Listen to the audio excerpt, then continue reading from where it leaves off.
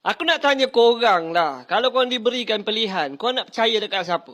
Nak percaya dekat laporan RCI yang mana panel-panel dilantik oleh Agong? Ataupun korang lebih nak percaya individu yang nama dia pun ditegur di dalam RCI tersebut? Saya tak boleh nak jawab dan saya tak faham apa erti sakau. Memanglah kan kalau cari ataupun nak faham erti sakau tu memang tak jumpa, memang tak faham. Dan salah satu sebabnya mungkin kerana nama dia sendiri pun ada di dalam laporan tersebut.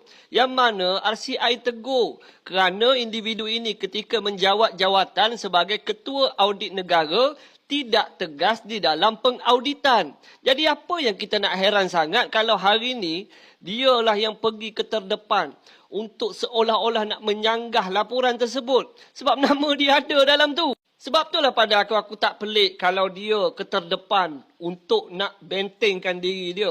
Yang aku pelik sekarang ni UMNO. Yang mana bawa individu yang ada nama dalam RCI buat roadshow untuk nak jelaskan sesuatu, kononnya nak buat pendedahan.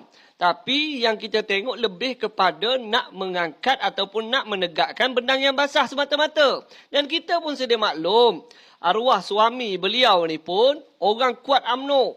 Dia sendiri mengakui yang mana dia ni penyokong tegar UMNO. Dan adalah netizen ni dia dedahkan beberapa maklumat termasuklah background education orang yang dilantik sebagai Ketua Audit Negara pada tahun tersebut.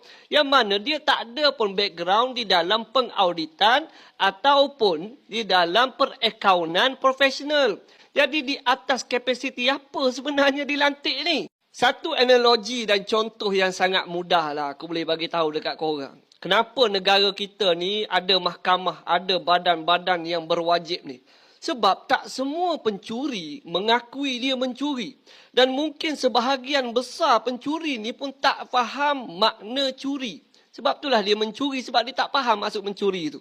Jadi, badan-badan beginilah yang jadi badan yang diberikan autoriti untuk siasat, untuk jatuhkan hukum, untuk buktikan bersalah dan sebagainya.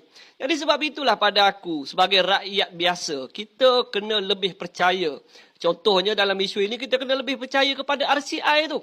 Sebab panel-panel yang dilantik pun, yang melantik itu adalah YDPA, Agong sendiri yang lantik.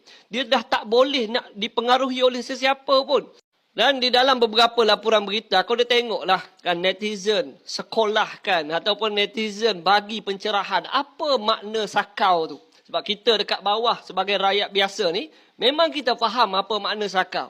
Walaupun perkataan itu tiada dalam kamus Dewan Bahasa dan Pustaka. Dan ada seorang netizen tu kata, sakau ni rembat.